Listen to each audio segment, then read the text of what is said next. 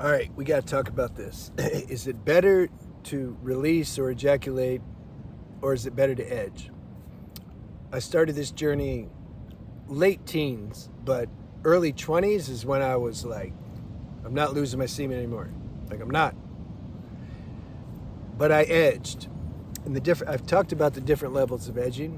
When you talk, generally, when we talk about edging, we think in terms of arousing ourselves, getting up to the point of climax, stopping, and applying the lock. And then the mind, for merchandising reasons and to justify one's own sex addiction, they've took that further now and say, okay, when you apply the lock, you take this energy that you created. They don't know it's just dopamine stimulation. They call it spiritual energy.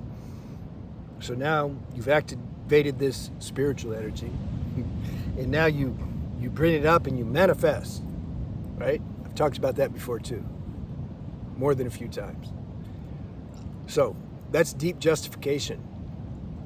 It's like they can't admit that they're like a slave to the sexual instinct. They can't admit it, so then they're going to rationalize and justify their addiction by saying, no, it's spiritual. That's cool. I understand. It's mainstream level consciousness. This isn't what this channel's for. I want to attract those who are on point. Even if that's 10 people, like, cool.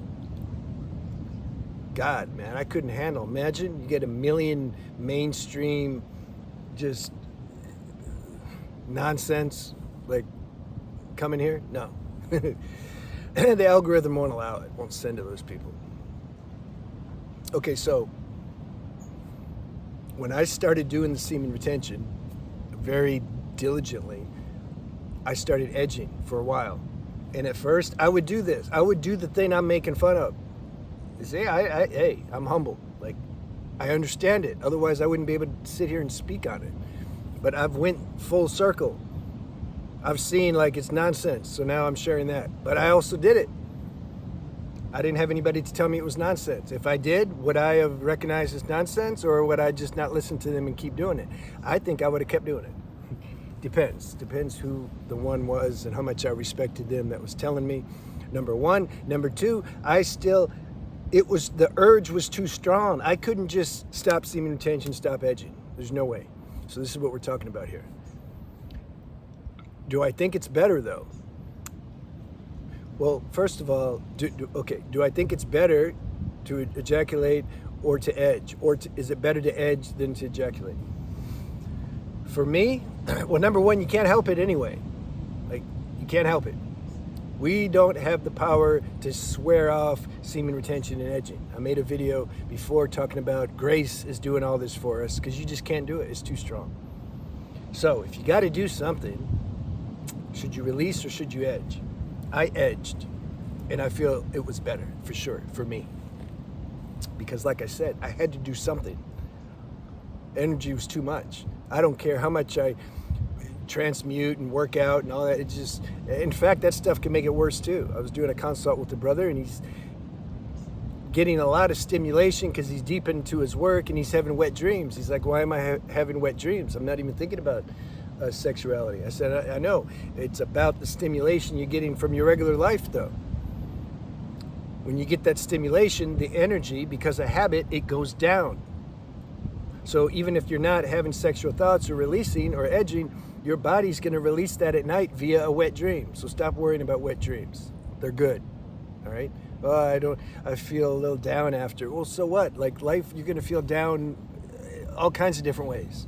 So why focus so much on the wet dream? I know why. Because the mind still thinks it can beat this thing.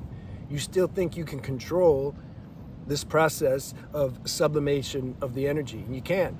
So at some point, you're going to realize that for yourself, and you're going to relax about it. So I used to edge, though. After some years, though, I figured out that doing this technique where you arouse yourself and then stop and lock, it started to burn my nervous system out. It took some years. But see, I'm a real addict, man. I do stuff to the extreme. So maybe if I did it less, maybe my nervous system wouldn't have suffered as much. Experiment and see if you're in that stage. See if you can do it less. The problem is it's addicting. So there's that level of edging, and then there's a level of edging where you're like, you can say look at porn or look out when you go outside, checking girls out. It's better to look at girls outside, because at least they're, real, than being glued to the internet. It's definitely more poisonous when you're glued to a computer screen and you're constantly getting a dopamine hit. So it's better to edge outside. So I had to go through those stages until finally it like burnt out. It just got burnt. These desires to do these things, they got burnt in their own natural time, in their own natural way and process. So I don't regret at all that the edging saved me from releasing.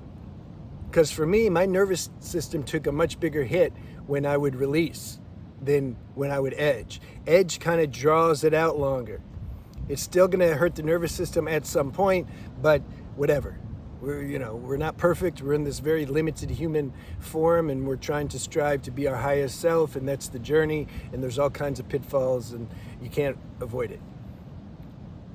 So, and if it's much better, like, if you feel compelled, you can't help it. You wake up in the morning or at night or whenever it happens, the urge, like you just want to touch yourself somehow. Like I just can't help it. Okay, go ahead, do it. Do it for, as little as possible. 5 seconds, 10 seconds, I don't know. If you're compelled to do that, it's better than going mad.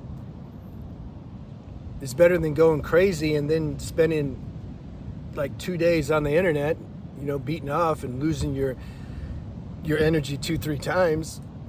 That's not good. So you got to work with this. It's like a finessing. You gotta accept where you're at, and that you just have to be where you're at. Surrender to the process, and don't put a time limit on it. We don't know how long this takes. It takes as long as it takes. That's how long it takes. When somebody relapses and then they say, when am I going to feel better? But why don't you ask that? That's not the only thing in your life that makes you feel bad. Maybe somebody, your parents or somebody, I don't know, they say something to you, some derogatory mark, and that affects you.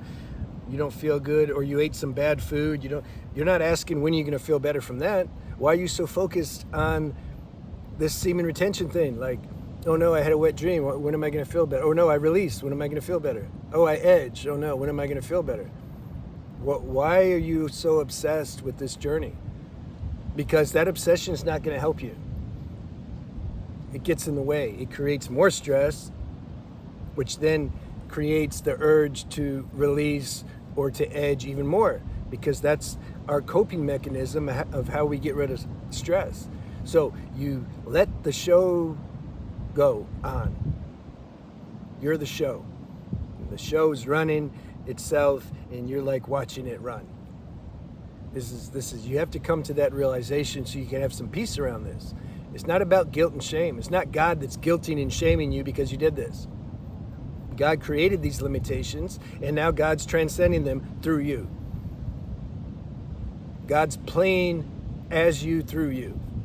There's really no you. Uh-oh, I'm getting spiritual now. You have to go see my channel, Spiritual Renaissance, for those who are interested in those types of subjects.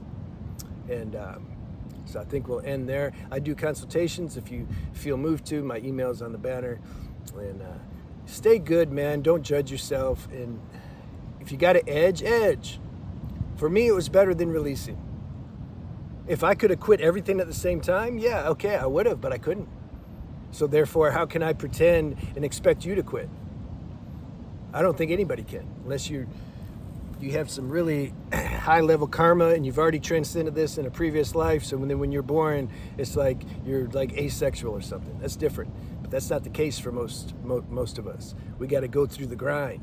So don't be scared of the grind. This is the grind. Everybody has to go through it. You're not like some unique one who's like, wow, I'm having so many problems. Why just me? Everybody is. They may not admit it, but this process isn't easy. It's like the Olympic runners. What's his name? Usain Bolt. I liked him. Jamaican guy. Man, he's fast. He makes it look easy. Oh, you just join the Olympics and beat everybody.